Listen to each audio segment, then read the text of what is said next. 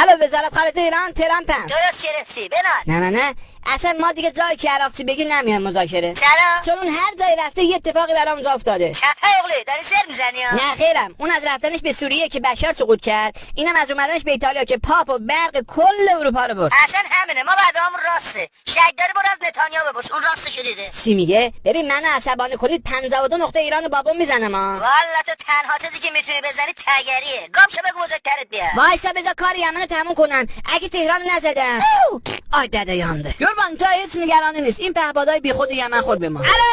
الو عباس رختی گوشی رو من گرد میکنی ها؟ قربان خونه نجس تو کثیف نکن. الان یه نفر اومده درخواست ملاقات داره، بگم بیاد تو. سلام علیکم. وای پدر سگ مگه اینجا تحویل است؟ نگاه سرت انداختی اومده تو. یه تحویله که میده ولی به تحویله نمیخوره. خوشگله. الان فقط یه خواهش دارم بگم رفتم. چه خواهشی؟ والا دیدم شما هر حرفی میزنی بقیه به کتفشون میگیرن و اعتراض نمیکنن. خب منم اومدم خواهش کنم این قانونی که علیه ال تی بی تی تصویب کردی و لغو کنی دیگه بابا، زندگیمونو بکنی. ببین تو منو میشناسی، من تنها بی‌ناموس عالمم که دومش خودمم. یعنی چی؟ یعنی حتی من بی‌ناموسم از هر چی ال جی و سامسونگ و ایناست حالم به هم میخوره. فقط اپه. نه بله آقا ترامپ، این درستش نیست.